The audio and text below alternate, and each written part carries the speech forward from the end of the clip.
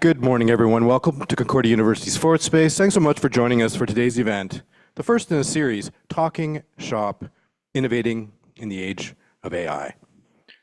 Now, we would like to begin by acknowledging that Concordia University is located on unceded Indigenous lands in Tiohtià:ke, Montreal. And we respect the continued connections with the past, the present, and future, and our ongoing relationships with Indigenous and other peoples within the Montreal community. And here at Fourth Space, we work with our university community to help mobilize knowledge, co-creating daily activities, examining research questions and projects happening all across the university. And we're running today's event as a live stream both to YouTube and to Zoom. And so those of you joining us there, if you have any comments or questions, just pop those into the chat and we'll do our best to read those out a little later. And those of you here in the space, if you have any comments or questions, just raise your hand and we'll run a microphone over to you so that everyone can hear. Okay. With that, it's very much my pleasure to pass the microphone over to marketing practitioner, faculty lecturer at Concordia University's John Molson School of Business, Richard Sejean. Richard, good morning. Thank you, Doug, and thank you everyone who's joining in person and over the podcast. Welcome to the Fourth Space at Concordia University. Beautiful Montreal, beautiful day today. So I am Richard Sejean. I'm a marketing practitioner and faculty lecturer at the John Molson School of Business. And the idea of Talking Shop is to connect students and faculty with the business community to talk about some of the hot topics of the moment. And today we're talking about innovating in the age of AI. And we're joined by two world-class entrepreneurs who are based out of Montreal. I'll invite you to give yourselves a proper introduction in a second. Both approach the topic from a slightly different angle. From the vantage point of a venture capitalist looking for the next big thing, and as a CEO who's building what could very well be it. I'm super humbled to have both of you here with us today. Without further ado, maybe Nectar, would you mind sharing a little bit about who you are and your journey? Sure. So first off, thanks for having me today, Richard. Really happy to be here with you and Ben. Excited to be back. Kind of feels like home. Let's say what year I graduated. The decade started with a zero. But yeah, so super fun to be back in Concordia, in this building in particular, where I've spent many hours. So a little bit about myself. Like I said, JMSB, finished marketing. And the new thing I'm on, I won't go with the whole life story, but the new thing I'm on right now is something called a venture capital fund. It's called Amiral Ventures. We just launched last month, so we're kind of the new kids on the block. And we invest in tech companies, essentially, if you know what a VC does. Yeah. And yeah, excited to be here. Oh, super cool. I noticed you left out a very important part in our shared journey when you interviewed me for a job at Google that I did not get, by the way. Well, Richard and I go way back to way before that. I want to say it was in the 90s. It was pre-internet time. Yeah. So Richard and I went to high school. So he has a lot of dirt on me. So I'm going to try and be very nice today. So. Yeah, that's good. And Ben, a little bit about you and your journey and what's exciting in your life right now. Sure, it's great to be here. Hi, everyone.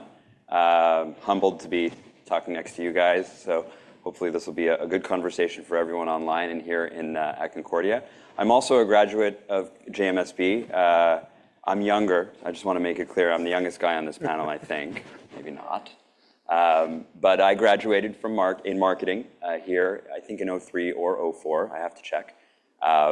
When I was here, there was a big hole in the ground here because this was the bookstore, but this looks beautiful. My current focus is building a new startup called FrontlineIQ. We're building the world's first AI sales coach designed specifically for people who sell face-to-face. So think like stores, dealerships, bank branches, and such. We can talk more about that in a minute, but I'm born and raised in Montreal. I have a wife and 3 great kids. And proud to be a Montrealer and building a company again here. I've been doing entrepreneur and startups for the last 15 years. Super cool. Okay, that's amazing. The first question was, how does it feel to be back at JMSB? We kind of covered it, but fond memories, I take it? Yeah, pretty cool. I was like, it's really dumb, but it's like, oh, there's like a tunnel from the metro, and it's like I remember like in January, it's like -30, right? Yeah. And it's like uphill both ways to get to the Hall building. So it's really cool, and yeah, I've only fond memories. So I finished in marketing in 04, came back, did my MSc, which I finished in 09, but that was like I was working full time, so it was much more in and out for my MSc. But yeah, like very formative years, and yeah, kind of miss this place. can we ask questions to the audience? Oh, I'm just absolutely. curious. Is like people in There the are no room, rules. People in the room, like how many are students today? Just to maybe a show of hands. There we go. So it's like a good chunk for of the you. room. Yeah. Okay, cool. And I imagine the rest are professionals interested in the topic today. Of the people that are studying, who here is in business? Just out of curiosity. Okay, so almost everyone. Almost Okay, all. cool. Okay, cool. Yeah, so you got a captive audience. Yeah. And actually, your first gig when you graduated was for a media agency. Exactly. Well, when I graduated, I was working at a small little engineering firm. So that was my first real okay. gig that I did for like a year and a half, like as a marketing coordinator. I won't say how much I was making, but it was like started with a 2. And yes, it was a fun job, straight out of school in the West Island. Yeah. And then from there, I went to a web agency. A web agency. Yeah, in Montreal. Yeah. Ben, your first gig was not for an agency. It was for I was on the other side. corporate. I think that's how we met. Were you at Media Experts? I was a media expert. Yeah, so that's how I think we first met. My path was marketing. I landed a job at Just for Laughs for a summer. That was my first job out of marketing. If you want to know what slave work looks like, my job did not start with a 2. I don't even think it started with a 1 on a monthly basis. But it got my foot in the door in a name that I think people could at least recognize then. Now that company, Just for Laughs, has gone on a journey. But Just for Laughs got me my next job, which was global television. Yeah. And then I realized that working at a television station wasn't necessarily for me. It didn't have the corporate or business aspect of experience that I was looking for. So I went to go work for CanWest, which at the time owned global television, and we sold advertising. Right. And I found myself to be in a very fortuitous position of being the young whippersnapper who understood digital and could take the Montreal advertising scene by storm. Nectar never bought anything from me. But we bought a lot of CanWest. You did. I'm just joking around. But eventually I realized that corporate wasn't for me, and that's when I got into startups after leaving global. Do you feel that the journey beginning on a corporate path brought something to how you view your entrepreneurial journey? Yeah, for sure. I mean, I like to talk a lot about how, now I have kids that are between the ages of 9 and 15, so for the first time in my life, I'm actually now starting to need to apply some of what I've learned to, especially my 15-year-old Jack. And what I explained to Jack is, the moment that you're in right now is not the moment that you're going to be, like, this too shall pass. We've all heard things like that. And when I found myself in corporate, there were things that I liked about it. I worked for global television. I got to drive the red truck. That was really cool. Nice. But I wasn't making as much money as I wanted to. Right. I found myself in career-limiting situations where, for a company that was based in Toronto, I was in the Montreal office, and there were certain things that I could participate in and certain things that I couldn't. So in terms of being in corporate gave me the ability to learn skills, understand the way the world works. I did it from the age of probably 24 to about 29 or 30. And by the time I was done, it was like a closed loop decision that I have done this. I am now ready to do something else and take a risk on the next chapter, which doesn't make it any more comfortable, because you go from working for a big company to a company that might be out of business in 6 months from now. 100%. We're going to touch on it seems like you passed the point of no return. No pun intended. We'll talk about that in a bit. But Nectar, from your perspective, there is a connotation of the agency life. It's a lot of grind. How did that contribute to kind of your work ethic, perhaps, or some of the decisions that you made subsequently? Well, it's a good question. Maybe I'll riff off what Ben said in terms of like entrepreneurship a bit, but I'll tie it to your question, right? Where it's like, for me, it was great coming out of school. I was like, I had literally no idea. Like, even to be honest, like even my major, I was like, why am I studying marketing? It just kind of fell into it. Yeah. Then discovered the web and digital really by accident. Like, fell in love. And like, I got good at this thing because it was brand new, and it's kind of this virtuous circle. It's like you get at this thing, people give you more responsibility, so it's like a virtuous flywheel. And I never had thought early. It wasn't like a master plan early in my career. I was like, oh, let's be an entrepreneur, start companies, etc. But you kind of figure out what you want to do in life over time, right? So to Ben's point of nothing is like it's always a moment in time. But it was very entrepreneurial to start, right? So it's like, with the web, it's like, build this new department within this company. And then I got a job at Google. So it's like, open up the Quebec office and figure out, how do we sell to big companies here? So it was entrepreneurial. Right. But then at one point in time, I was like, I don't know if I want to do the corporate thing and the whole, even at Google, it was like super fun job, as you can imagine, like, the kind of the best big company. Free But sushi, climbing walls. It's just like ridiculous, like amount of perks, right? Yeah, So it's like insane compensation, like free food, like a gym, shower. It's just like it's almost like a fantasy land, but it doesn't mean that you're fulfilled, right? Like so I kind of felt like, okay, I wasn't where I wanted to be, right? So part of that is challenging yourself to do something that's difficult and hard that then Ben has done a few times.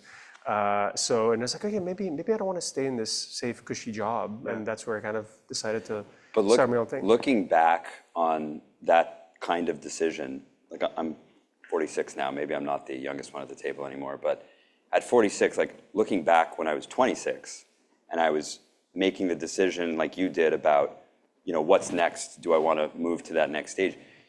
When you're in your 20s, your 30s, you make it in the moment, and it's normal. You make it with the information you have in front of you. But I can safely say there is a hardcore trade-off to leaving a corporate company that, at least in theory, is supposed to take care of you. Yeah. Like if, Google's a great example. I don't think Google is going anywhere anytime soon, but if you look at folks who worked at CanWest with me, that company bought, sold, merged, cut up, so whatever security you had working at CanWest in the early 2000s probably came apart, or you had to figure it out. It's a bit of an illusion. It is, but at the same time, I don't have a pension, and I won't have a pension. Right. And at 46, I'm not saying I'm looking to retire anytime soon, but the fact that whatever I eat, I need to kill for the next 20 years, it's a completely different mindset versus maybe I've worked at Google for the last 20 years or 10 years, and I'm going to live out my days at Google, but when I'm done, I'm going to be taken care of. I'm going to have something. It all comes down to what it is you want to do and what makes you happy and motivate you, but there's trade-offs. It's not, at the time when I said I'm going to go do startups at 29, 30 years old, I was like, I'm going to do a startup. I'm going to be like Mark Zuckerberg. I'm going to wear black T-shirts and go to work, whenever I want. No, it's not that.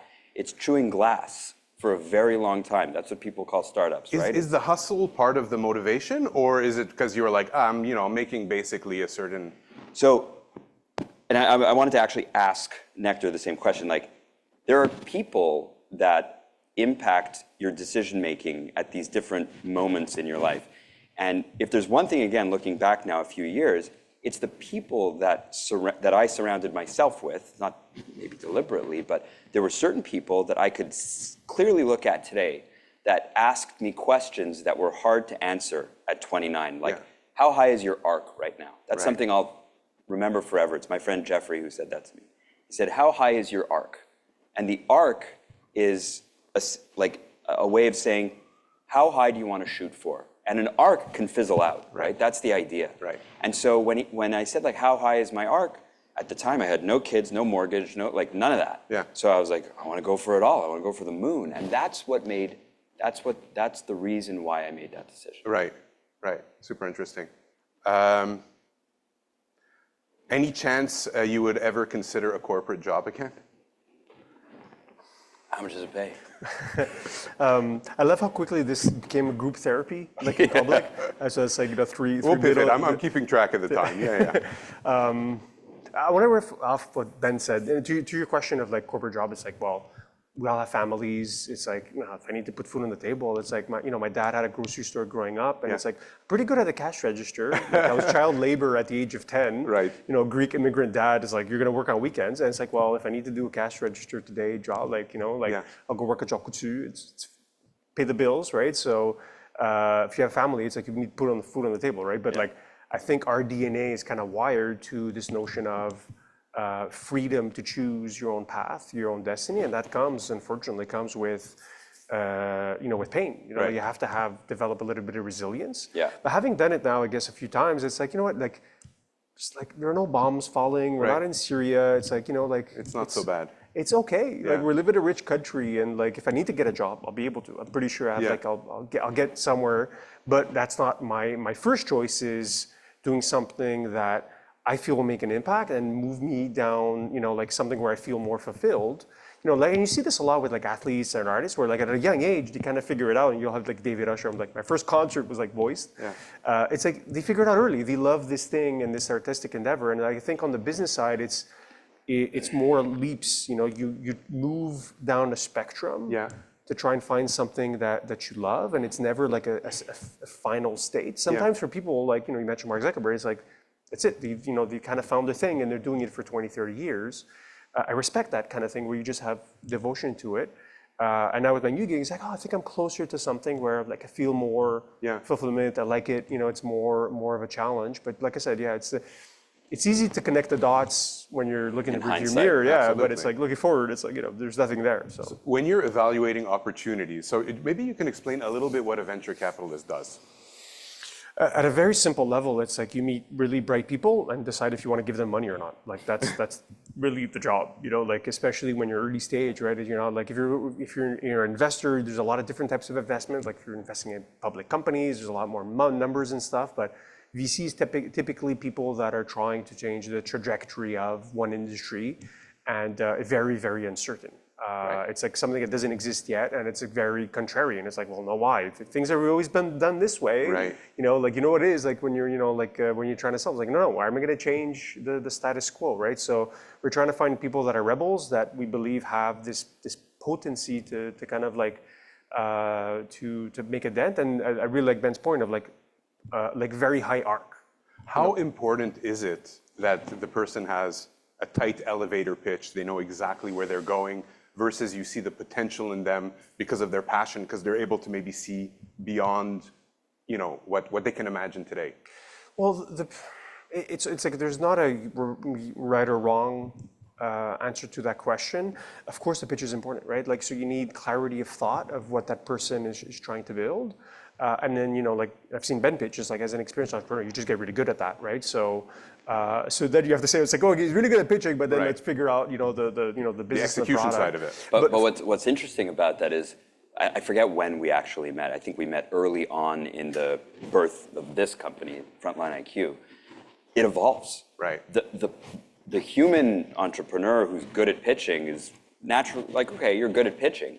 But the story and the market and the customer and the product and all of these things, like a lot of people look at startups and they're like, oh, you created this thing, and now this thing is what you're going out and selling or what you're going out and pitching for investments. Just like the journey of your career in corporate, building a startup or creating something that doesn't exist that has a really high potential, that's a journey too. When you say you're going to start doing it, if I would love to see the pitch that I gave Amiral Ventures. I think it was back in like the spring of last year, February or something. The word AI sales coach for in-person sales team probably isn't even in the deck because we hadn't figured out yet what the positioning was, where the pain point is that we're solving. Like all those things happen over time. Right. And I don't want to speak for a VC, but part of the reason why we circle each other in terms of like we go for coffees, we go for drinks, we do pitches. First time didn't work, third time didn't work. You keep going with people because inevitably, eventually that great entrepreneur who you really like as a person, hopefully will have figured out the business, the product, and the reason why Uber is gonna work in a few years from now when people get over the stigma of, I'm never gonna get in someone's car who I don't know. Right. Like someone took a bet on that, and it's someone like Nectar. Yeah, and so that's an excellent point. And to answer your question, it's like it's all like the decision is really on the person, the quality of the person, and because if you're a smart investor, you realize the Ben's point. It's like shit's gonna change, right? He's gonna figure it out. She's gonna figure it out. Like even do you guys use Slack? I imagine you know what Slack is, right? Like internal, chat messaging. It's like the original iteration of that was like a chat bot for video games. Wow. And it's like, and then it became this thing that's now like was sold for like 25 billion or whatever. And it's like, so. Look at Netflix. Yeah. And they have a billboard in the Valley in California. I don't know if you've ever seen it. The billboard says, and it was like during like Startup Week or something in San Francisco. And it said, dear entrepreneurs, don't worry. We started by shipping DVDs in the mail. I mean, we're old enough to remember it. And Blockbuster, which we're also old enough to remember, refused to buy them for, what was it, 50 million, and now Netflix is worth $400 million, a billion? Billion, yeah. With a B. So yeah, that's wild. For sure. Yeah. And so like, how has AI impacted, I mean, you're an AI-first company, right? So I'm guessing the folks who are working at FrontlineIQ, you're not mad when you see that they're on ChatGPT or other. It's expected. It's expected. In fact, like one of the things that I think we are all coming face to face with, whether you're an AI product company or not, is that there is this divide in people's capabilities that has been created over the last 2 years. That's now, quite frankly, it's showing up at work in a way that like you can put them in one bucket or the other. You either know how to use this stuff and you're able to keep up and you're able to move at a speed and a momentum that all these tools allow you to do, you know, whether you're an engineer or a salesperson or a product manager. And then there's folks who have just kind of left it to the side and maybe they dabble, but they haven't made it part of their everyday. And, you know, I'm definitely someone who's going to lean on the side of AI has huge promise. We should all lean into it. Yeah. And that's obviously because of the fact that our company at its core is an AI product. But I think that if you fast forward, even just a few years from now, there's going to be requirements in jobs around AI capability and technology capability that if you don't have it, you literally can't do the work. Right.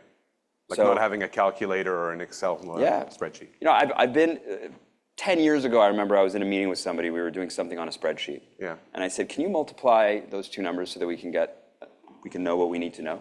And they did 12x 12 instead of the star, which is how they didn't know how to use Excel. Right.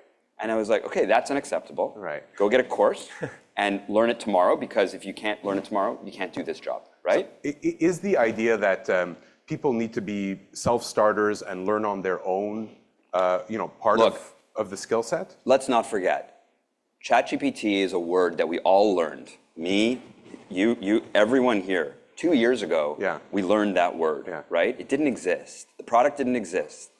And I actually, last fall, I had the good fortune of spending time with one of the 11 product managers that brought OpenAI's ChatGPT to life. It was really cool afternoon. But the way he talks is just like the way we talk. There's nothing overtly advanced that you cannot learn by just starting. And so when people get intimidated by technology or AI, this is the first technology that literally has no barrier to entry. Because you can talk to it the way we talk or the way you talk to a 5-year-old, and then you learn how it answers. So my strong opinion, as you can tell, is in order to help companies move at the speed that we can move at now, you have to get used to using these tools to do your work at speed, quality, and just sheer momentum that people are able to do that now. Otherwise, you'll be left behind. Right. And so when you're hiring folks, is that something that you're looking to? Yeah. Yeah. And again, like, this thing is 2 years old. I'm sure you guys do the same thing at Amiral, but like, I've hired people in the last few months where I was surprised how much or how little they use it. And that becomes a big thing. Yeah. And I mean, you mentioned that it almost democratizes your ability to launch, because almost anyone has access to all these tools. Are you seeing that as well? Does it create the risk that there's some, more smoke and mirrors than real talent to evaluate?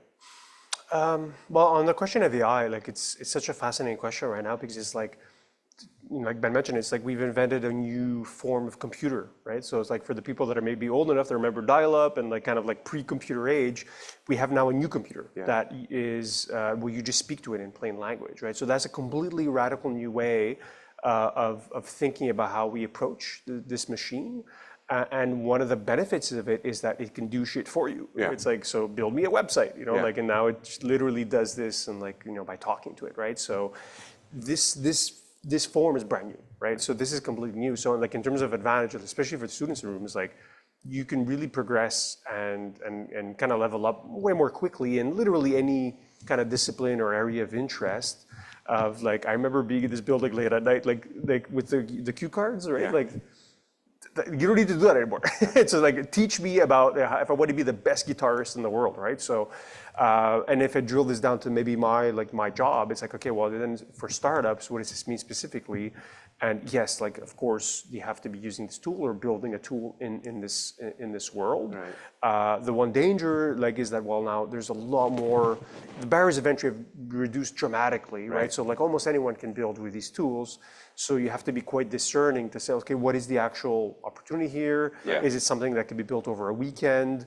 That's not an easy question to answer, right? So I'm sure you get pitched a lot. Like I've heard the term ChatGPT or AI wrappers, right? Like where there's not really a product here. What you've done is you've put a wrapper around ChatGPT and it does, it tells you things about something that maybe ChatGPT doesn't do perfectly on its own. yeah, well, it's a good question because it's like yes and no. So do you guys know what AWS is? Like, so it's like basically before, if you wanted to start a tech company, you needed to like get a room like this and put like, servers and computers. Now you just like open up your laptop and ask Amazon, can I rent some space, right? So right now it's like, well, if you want to build an AI, it's like you're not going to start hiring AI engineers that cost X million. You're just like, hey, I'm going to use OpenAI or Claude or whatever. Can I use your tool? So like that Ben's question is, well, are you just leveraging OpenAI's thing? And I see it more like, well, of course you are, because it's like renting server space. You won't do that anymore. Right. You'll just leverage all, like one of these big tech companies' intelligence platform and build whatever you want on top of that. Then the question becomes is like, well, are you building something that's defensible, something unique? Because if you could do it very quickly, well, then chances are someone else in the world's going to do it as well. And the notion here is that small ideas attract competition. So it's like if it's something easy to do, it's a small idea. Well, chances are there's people Someone like all over that are doing the same thing, which then, as an investor, means like probably less opportunity to make money, right? Because they won't grow as fast, and there'll be a competition for the profits. So if you're doing something that's a little bit more hard and like that, yes, will sit on top of one of these big AI platforms, that's okay too. Right, right. One of the buzzwords for 2026 is agentic, especially in the commerce and the retail. Do either of you, are you able to kind of describe to the audience what that is? So the way I describe agentic AI is the same way we are interacting with AI assistants that talk back to us. Yeah. We can create an agent that can do other things than just talk back to us. Right. They can go research things. They can talk to other websites. They can talk to other agents. A great example of an AI agent that I saw built the other day by one of the portfolio companies in our portfolio is an AI agent that will understand that you have triggered a request for car maintenance, like you're driving your car, your Tesla or whatever, you have a screen, and you say, oh, I have a flat tire. And without doing anything else, the agent will find the nearest station, check your calendar, book an appointment, and send you a text message for you to confirm whether next Tuesday at 8 a.m. at the Tesla on DeCarry is good for you. Right. That's an agentic AI experience where a bunch of different things just happened thanks to something else called an agent doing it for you. I think that's a pretty simple way. I think that's pretty good. So, but if we look at from a human resources perspective, arguably you can have an agent who does your finances, an agent who does your brand marketing, an agent who optimizes your performance marketing, and so on. And is there a danger that this is kind of replacing the jobs that a lot of the students in the audience might be gunning for? Yeah, like there's always been this fear that every time there's a new technology that it's going to wipe out X jobs, right? I'm more on the school of thought in this particular case, it's going to create more jobs. We just don't know what they are, Like I started my career doing something called search engine marketing. Right? It's like in search engine optimization. Like it was brand new, and like today there's like millions of these people doing this thing, right? So yes, there will be. I'm not going to sugarcoat it. There will be displacement, right? So if you're driving a taxi today, it's like chances are that job's going away pretty soon. Right. Like the machines have figured out how to drive the car. If you've been in a Waymo or in a Tesla with full self-drive, it's better than people, right? So why would you drive your car? Like you're probably texting, to be quite honest, and like if you've had a few, right? So that job is going to change, right? So there's this thing called Jevons paradox that's interesting, where it's like if you render the thing free, demand for it increases quite a bit, right? So yes, there will be some pain, but I don't think that the AIs are going to we're going to sit back and not do anything and it's all chill, Right. at least for a few decades. Like, who knows how things go?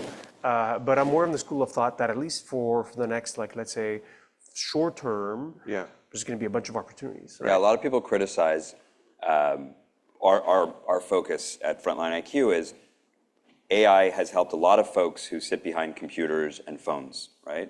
When you call Air Canada, it's Air Canada in this room, what's the first thing you hear before you're about to talk to someone? The menu options have changed. It's like they vote. Well, Sorry, what? we have a 22-hour wait list. Sorry. No, but it's this call may be recorded for training purposes. Right. And they've been using AI for 10 years to do that. Yeah. We are bringing that technology to a selling floor, whether it's a store or anybody that sells face-to-face. We get criticized all the time. Yeah, but these people are going to go away. Everybody's going to buy from the robots. Right. I think we're decades away from that, like Nectar just said. And when you think about the shift of work that AI brings, yes, AI is going to make managers and salespeople hell of a lot more productive, hell of a lot better at skill building. And if I go back to Nectar's example where SEO marketing was a huge thing coming out of JMSB, tons of JMSB students got jobs at agencies to run SEO or SEM, search engine marketing.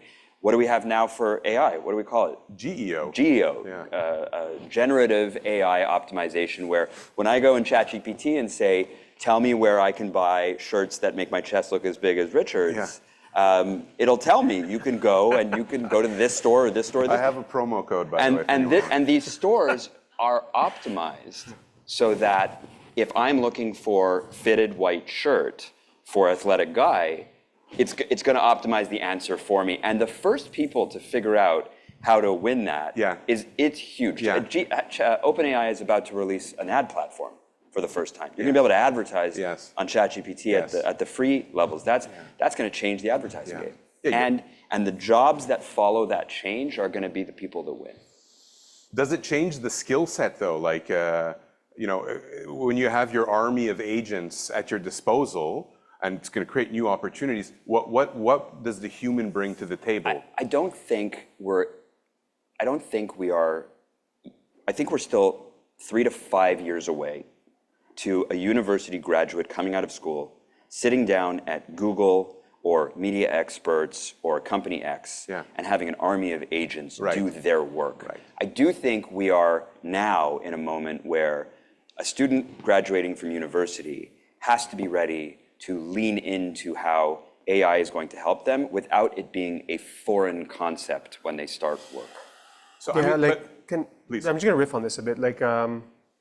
I'm more bearish on academic institutions and their ability to adapt. I haven't seen them adapt that much. But obviously, I think the human at the center of this is very adaptable, right? So I think there will be some pain, like I mentioned, and so it's like if I think of if you look at what the jobs that will be acquired, I think the best thing for a young professional or a student is just being able to learn and adapt, right? So use the tools, being able to adapt. I think that's the key thing to be able to get a job. And to be honest, I want to go back to entrepreneurship thing. Is I think the tools to start stuff is actually lower than ever. And I think I'm going to take some blame here. It's a lot of people in the media world, especially in technology and VC, is try and build a mega unicorn, and it's there's a small subset of companies that have that potential to become these really, really big companies. And to be honest, part of it is timing, right? So it's you can't invent a Google today, right? But you can invent an OpenAI, in terms of size. Right. So part of it is timing of these tech waves. But if you, as an individual, I think the tools to build something and experiment and fail and maybe make some money has been lower than ever. So try that. I think the concept of the pension is, I think, completely going away, right? There isn't that less companies are ready to look after you for the rest of your life. No, that's it. I think that whole construct of I'm going to go work somewhere, get the gold watch. I think it's been done for a while, but the ability of spin up an online business, sell stuff, social media, use these tools to basically generate revenue. It doesn't need to be the $1 billion outcomes, right? you can make a very safe living online. And like, I think the proof is in the pudding. And like, I'm not saying I don't let you know, if you ask, one of the problems today is like a lot of young people are like, what do you want to be when you grow up? It's like YouTube influencer versus like doctor or surgeon. Yeah. But to take the YouTube thing is like, a lot of people make 6-figure salaries and live comfortably, in that micro little vertical niche that he found. Yes, of course, there's like the big stars like the Mr. Beast and everything, but there's a lot more people making those like, safe, steady income on these platforms. And that's just one platform. It could be your own website, your blog, etc. I'd encourage you, because the tools to learn and do this is like lower than ever, basically. Right. I think the schools, like as a Canadian, as a Montrealer with kids, I have started paying attention a lot to what our schools are doing. I don't know Concordia in terms of what they're doing, so definitely won't speak to that. But at the high school level, where 2 of my kids are, I'm really loud. I'm probably a big thorn in the side of my kids' school. And it's because, and I'll give them a shout out, I went to the Study, which is a school up here in Westmount in Montreal. And I saw something I haven't seen anywhere. The Study in Montreal built their own AI. Yeah. They have it, it's called Rosie. I don't know if I'm supposed to say that, but now I did. Rosie is a custom configured open source platform that controls for appropriate use for an elementary school kid at the Study and high school. Right. These kids are learning not only how to use Rosie to research, study, not cheat, but use AI. They can also use Rosie to build AI. Right. And so when you talk about the change in what needs to happen to prepare our next generation of workers, if we're not doing that in elementary and high school and in university, then what are we doing? So it's part of the responsibility should be to teach fair use, responsible use, ethical use of these tools. Yeah. And I get it, it's hard, right? You're supposed to do a book report, you don't read the book, that's wrong, right? But there's ways to teach that, there are ways to police it, but I think shying away from it right now, right? And I'm talking like 6 months ago and 6 months from now, like our time is now. Like China put this into their curriculum, I think 18 months ago. All the schools are teaching it. Yeah, I mean, we dove right into the next question, was how can schools best prepare students? We covered that. Nectar, yeah, well, maybe on this point, it's like, I don't know if they can. Like, I think the university construct, and I love Concordia, but like the school construct as a whole, I think is gonna more for, and like in the next, like I don't picture myself in 2100, like kids going to university anymore. Like it's like, I just don't see that happening, right? So if you look at how, like when schools were developed, that whole, like you're gonna sit in front, there's gonna be 30 kids and they're all gonna listen to the teacher, and then they will magically get infused with the wisdom of that person. It's like, especially younger ages, it's like an 8-year-old is not, like their attention span is not there to sit all day. When you think of what an AI can do, is like be like unlimited knowledge, unlimited wisdom, patience, completely adaptable to that person, that kid's, attributes, follow them over time. I think that's going to be the new paradigm of how you teach. And then that's on the middle end. And in the high end universities, like the thing with universities is like, yes, there's, they're obviously teaching students, but the core function of it is research, right? The research is going to be done by the AI. It's already the case, right? So if that whole revenue stream and aspect is completely kind of disintermediated, then what happens to the teaching side, right? So I'm like, but I'm not worried about the tools being able to do it, right? So the tools will be able to teach you in any different field, but the fact that you need to be in this building, I think that whole idea is I don't know. I have a bit of a different take on school, and I'm a bit of a traditionalist in this sense. My parents were working class parents, taught hard work, all that, and I'm trying to teach that to my kids too.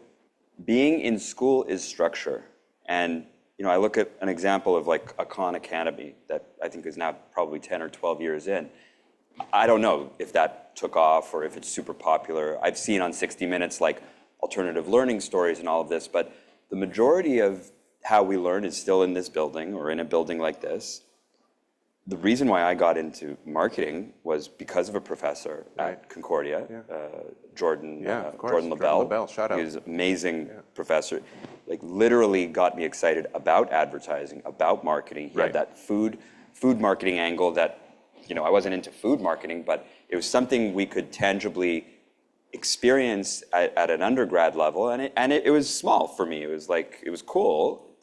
Didn't change my world, but it got me interested in something, and people around me were interested in it too, and that got me to the next stage. And then there was the entertainment angle with Just for Laughs. So I do think that being in a surrounding that kind of like fosters your ability to be inspired or influenced by others is something that I don't see how we can replace it, and we shouldn't replace it. Who knows? Maybe there will be an AI version of a Khan Academy that gives you that ability, but being in a building with other students and social skills and all of that, like I'm afraid for what this looks like without that. Yeah. But just to finish this point, first off, I agree with what you're saying. I think the human element of learning by osmosis is super, super important. I'm labeling the concern of like if they don't adapt. Right. I agree. So it's like we need to double down on the human element versus like, well, don't try and be better at teaching than the AI, because Got it. like already it's better than Yeah. you're able to learn almost anything today. And it's like the best point is it just happened 2 years ago, right? So what is 5 years going to look like in terms of its capability, right? So I think we need to double down on what makes people. And I think that, I'm kind of worried for my daughter too. And it's like, what should she learn? Like, I don't know if you should study computer, science. Like, you really need that in the future, right? So, Have you guys seen Terminator 2? Of course. Yeah? We're old enough. Yeah, we're old enough. Well, that's people's age. Why do you bring it up? Well, by Skynet, does it scare you that at some point the machines may overrun us? Look, there's definitely the risk of this barreling out of control.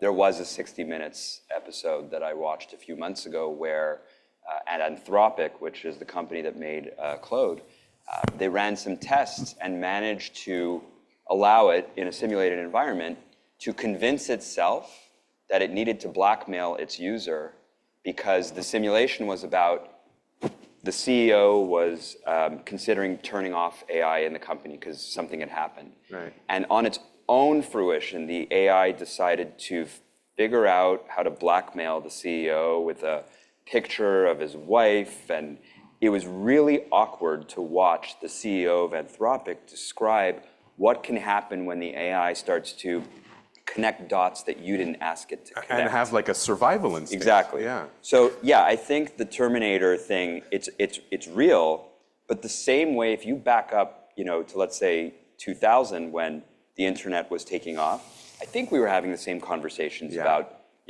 digital identity, cybersecurity, and industries have spawned up and become massive to protect society from the awful things that could happen on the internet. I think we're going to get the same thing when you look at AI and artificial intelligence, for sure. I'm really not worried about the Skynet scenario just because it's literally math. It's like software and math. It's so I'm way more worried about people, right? So like 100, like war is like the worst possible human activity, right? So I think what can happen is social disruption as a consequence of economies going bad or et cetera. Right. And then, these tools could be used, right, for bad or for good, right? So I'm more worried about that than the thing of like self-aware, like the thing becoming self-aware. It's just like, we have no idea on how. We have bigger fish to fry for the moment. No, it's just that we have no understanding of human consciousness today, right? So it's like if you look at LLM today, it's all just based on like what's been trained on what's on the internet, right? And we have no understanding of what makes something conscious or not, right? So this notion of it will have agency, it start killing people, it's just like really, really far-flung. And I think covers the real, like it's cool for media to talk about it because it captures the imagination like a good movie does. But it's not the fucking danger at all. Like the real danger is like you wake up and your job is gone as a taxi driver, right? So that's not that sexy as a topic. And using these tools for bad or for good, but it's the person behind it, right? It's not the code that decided to wake up and try and commit a cybercrime by itself. And it's like if you look at what happened during the pandemic, like if there's any big, let's say there's a bio attack, right, caused by some bad actors, I think there's a really, really bad dry run of what happens if there's social upheaval, right? Because it's like the politicians, like just on either side, in the respective of your position during that time, it's just like really bad decisions all over the board. So that's what I'm worried about more than Skynet, to be quite frank. Okay. Okay. Fair. Good. That's reassuring. I'll sleep better tonight. We're going to open the floor to questions. We'll ask one or two more. But if you have anything that you want to ask Nectar or Ben, it's a good time to start thinking about it. And we went a little bit on a sci-fi penchant there, just probably because we're in the moment, right? We're geeks. But I think the takeaway is that, for those of you who maybe don't know, AI in the business, in the practitioner's world right now, is very much a real thing. Yeah. Right? Absolutely. It's not something that some people are using it, some people aren't. No, it goes back to what I said before. You could come to you can get a job at Google, at Rio Tinto Alcan, any company that has office work. And if you show up to work in the next 12 months and you're this is going to sound bad, you're writing your own emails, and the guy next to you or girl next to you is blasting through his or her work because she's got an AI assistant drafting professional emails or creating the content that needs. I'll give you a perfect example. It was literally this morning we did this. We were trying to figure out, we're doing this exercise at FrontlineIQ where we're trying to map all of our investors. We have like 30 investors on the cap table. Yeah. And to us, those 30 investors have a huge network of people that we could tap into for introductions for our sales team. Of course. And there was one person who was working on this who was like, yeah, but how do I map with their network in LinkedIn to who we're trying to target? And someone else came to the table and said, take the list of companies, put it in Claude, ask Claude to expand on the list so that it matches to LinkedIn, literally a few prompts, and then boom, we had our answer. That would have taken me weeks to figure out. Yeah. Downloading files from LinkedIn, matching them in Excel, figuring out how to match cells. The fact that this person was able to do that gave us weeks back. Right. And so that productivity level in day-to-day office work, whether you work in marketing, sales, software, or aluminum, it's table stakes now. And if you want to work, what was the word in marketing? MOPS. If you want to be a manager, office professional executive, you got to have some proficiency in these tools because you're going to be left behind. Okay, very cool. Nothing to add? Yeah. Let me close on maybe a couple of more personal. We'll go back to the kind of the fluffy moments. Imposter syndrome. Have you ever felt imposter syndrome? Oh yeah, totally. Every day. Yeah, every day. Yeah. So it's like, it makes me think. There's a really good documentary on Netflix of Arnold Schwarzenegger. I grew up 80s kid action fan. And it's like he started famously in bodybuilding, and then he broke into acting, and then everyone was at the time was why you can't be an actor? You're a bodybuilder, right? It makes no sense. And then he became stratospheric, Terminator, became one of the biggest actors in the world. And then in the early 2000s, moved into politics, and everyone's like, well, no, you can't move into politics. You're just an actor, right? So I think the notion of identity is very malleable, right? So I think it's how you perceive yourself is very important, right? So it's you can perceive, I want to be X, right? And then just make it happen, right? Because it doesn't exist. It's all blank. It's a blank page, right? So part of that is then from time to time you have doubts. It's the little that voice in your head that says oh no, you're not good enough, and etc. And why are you trying to do this? And so yeah, I think it's a very common human attribute, I think, but it takes a bit of courage and work to overcome it. So. And just a little variant of that. Do you believe in the statement "fake it till you make it"? Yeah, it's all connected, and the truth is imposter syndrome and fake it till you make it. It all comes from the same thing, and it's courage in the moment, right? You're either going to cower away from it, or you're going to step into it. I feel imposter syndrome every day. I think I feel it right now, sitting next to these guys. But what you're seeing in terms of whether you think I'm confident or I can put my words together, it's conditioning. I'm 46. I've been speaking about marketing or startups or retail. I've been doing this for a while. Yeah. So, and I remember being a student in this building, thinking about how am I going to break onto the scene, and that imposter, we didn't have a word for it back then. It was very, very real. And so fake it till you make it is I just think the next step forward after you get past the imposter syndrome. Right. And yeah, it's being able to show that, I might not have all the answers, but I'm dialed in. I am leaning into this. I am committed to figuring this out. And I think with that attitude, you neutralize imposter syndrome. Beautiful. Guys, thank you so much for you. your candor and your energy. Let's open up the floor to questions.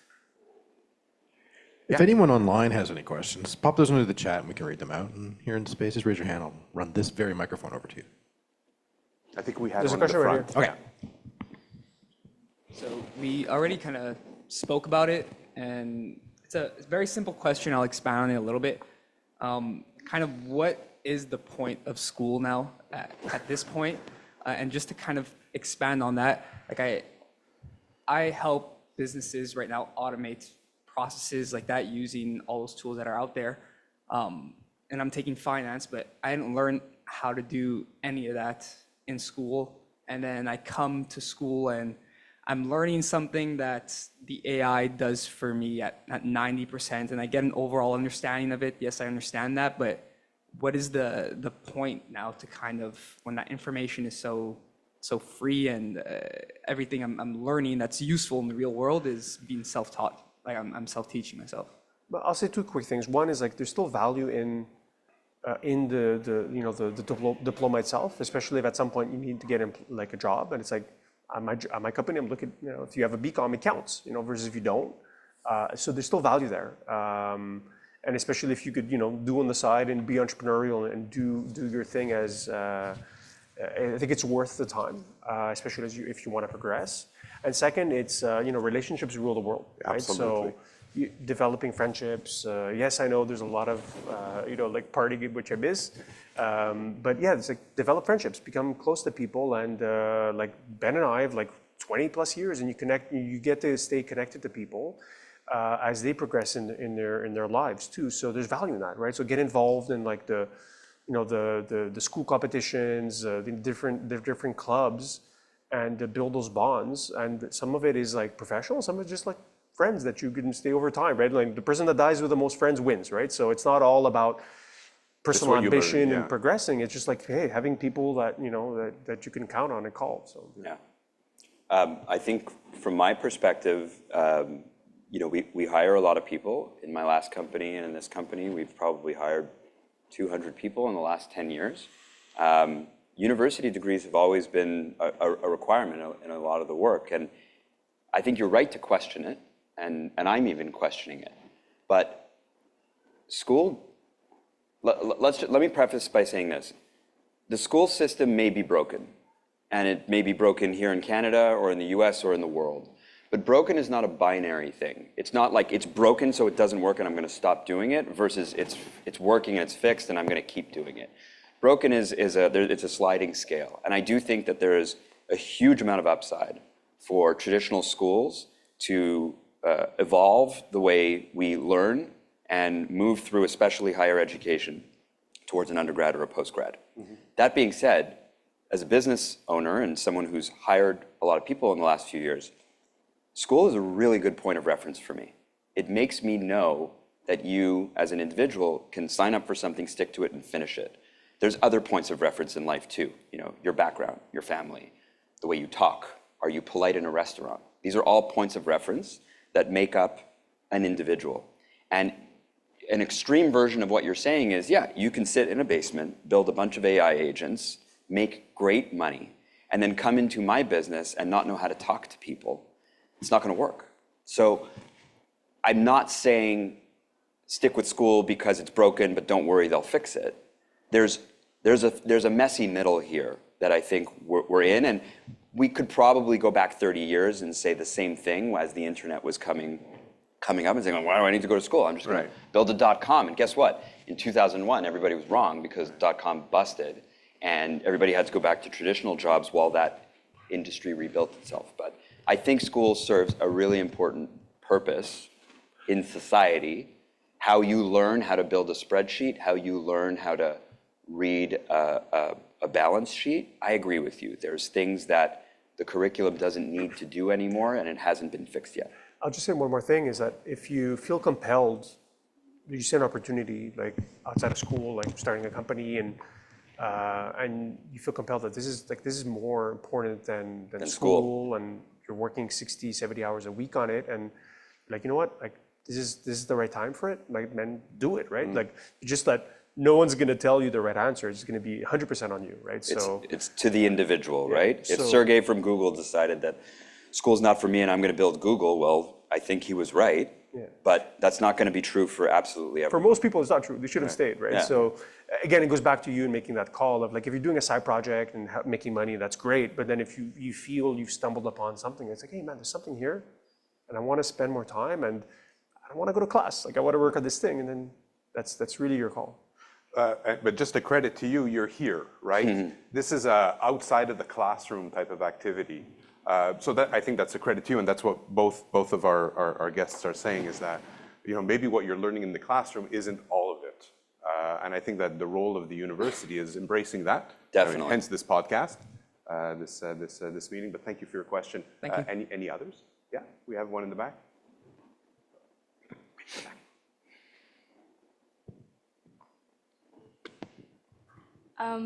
So obviously, we do know that AI has some flaws, and if it's not used properly, it can be dangerous. But at the same time, it's a tool that's used everywhere, and it's going to keep getting used. Do you think in the next couple of years, a way to prevent those possible dangers, do you think we're going to focus more on modifying AI to install like safety measures, or do you think we're going to focus more on educating people on how to properly use AI? It's a great question. The answer is both. It's not going to be one or the other in favor of the other. Just like digital identity, legislation is inevitable. More legislation is inevitable. We're going to see it on, Capitol Hill. We're going to see it in Ottawa. We're going to see it in every country. It's so easy to scam people now with amazing videos. But how is that any different than the guy who sends me the PayPal thing and tries to scam me? It's just the next version of the same story. So I think the legislation, more of it, it's coming, and cybersecurity, AI security, whatever you want to call it, there's going to be more of that as well. But as consumers, as individuals, as consumers of the AI, we have to educate ourselves, and that's no different than, in '99 when people were talking about .com, most of us did not know how the internet worked. Now we do. So I want to add to what Ben said. I'll approach it a little bit differently. What I think about more is how we adapt to this tool in ways that we're maybe not accustomed to. And maybe a few examples is you have a parent that passes away. If you record enough video and text from them, well, now you can sign up and spend $20 a month and speak to them, and probably pretty accurate, right? And like speak to your late dad, and I'm sure in one way it's going to help with grief, but in another way it's like friggin' weird that you're able to do this, right? Should that be part of the human experience, right? Where you're able to connect with a loved one that's gone. So I think there's going to be way more weirder things to adapt than cybercrime or security or danger.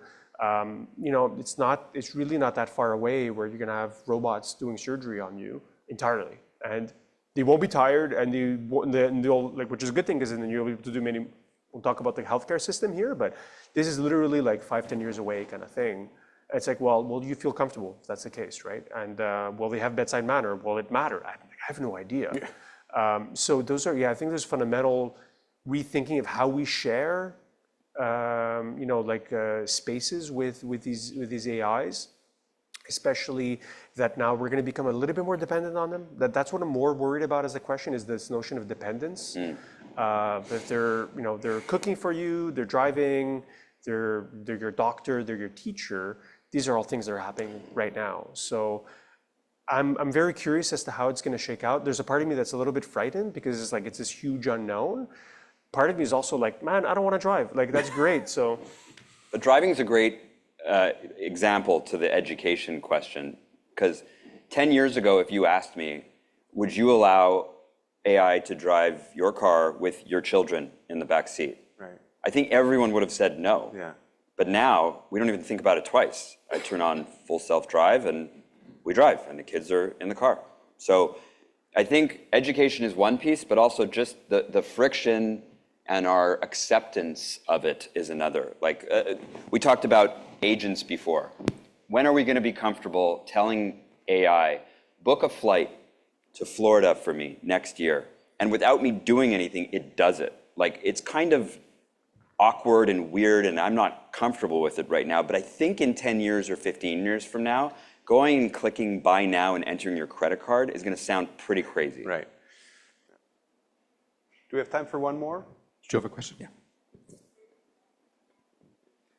Hi. Hi. So I'm about to graduate, and I am definitely pro AI. I've done a few internships. Some companies are all for it, but maybe they're a bit more archaic. They don't really know how to use it. Others think they're using it, but they really don't know the full potential of what they can be doing. My question is, how can I tangibly demonstrate my value and my proficiency in AI in an interview, for example? Because some companies don't know what they don't know, or it's not really easy to show everything you're good at in that interview setting, for example. So if you have any tips on that. It's a great one. Go ahead. Yeah, I was just gonna say, I don't know if today the determining factor of succeeding in an interview or not is knowledge of AI tool. I think it's really great, but it's much more in terms of just your capability to learn as a person, Right. and you interviewing them just as much as them interviewing you, right? Do you want to work? Ultimately, people quit their manager, not the company. Yeah. So, I think you mentioned this point, Ben, about people and inflection points. You want to surround yourself with really smart people to learn, especially early on in your career. So I wouldn't, the ability of skill, et cetera. Maybe I think it's a tactical question specific to that particular job you're looking for. Interviewer. Exactly, yeah. And then the role itself, if the role is teach us AI, then yes, you should come prepared with, what that is. But I think that's more context specific to the job itself that you're interviewing for versus the big macro question of is this the right person I want to be working with, the right team for you at this point in your career? And then the value you could bring to them, right? And then that's, yes, one part of it is hey, you're young, you could learn probably better than Right. some of the older people in the company, but it could be also a startup where all they do is this new stuff, right? So then it's not really a question anymore, right? So it's really context specific. What are you interviewing for? I thought I knew, and now I don't know anymore. Marketing, business? Yeah, it's in marketing. So I think depending on, Nectar's right. You could come face to face with someone who is 62 years old, understands exactly how agents work and how they use AI in their business. They have a framework and they're super on their way. And then you can meet with a 32-year-old who is I think this AI thing's a fad. And to Nectar's point, I would run the hell away from the 32-year-old and towards the 62-year-old. But I don't think we're at the point where like a university degree or 3 to 5 years skills experience in XYZ, I don't think you can really say that we have a scorecard yet that is structurally being intake from the typical interview. We'll test for culture, for coachability, for someone who wants to learn. And then we'll ask questions about, tell me about how you use AI to write your emails. Tell me about how you would build a marketing campaign. Here's a JPEG. What would you do with this? And walk me through the steps and the tools that you would do. I think at that level, being able to demonstrate that I would put it in Figma. I would go into ChatGPT and I would use a copywriting agent to try and get me to the best, cleanest ad copy. Then I would use Canva to do this. The ability to be aware of those tools and hit the ground running, that's where I think a company that appreciates the fact that we're headed in that direction is gonna find your value. But don't be surprised if, no offense, Rio Tinto Alcan, I don't know why I keep using that example, they're down the street. If you meet with someone at a big company like Bell or Rio Tinto Alcan, I don't know, it's probably a crapshoot as to who's on the other side of the conversation. It's a coin flip. Awesome. Thank you, everyone. Thanks so much. And thank you, Nectar. Thank you, Ben. Thank you. It's been Thanks great. for having Thank us. you. Thanks.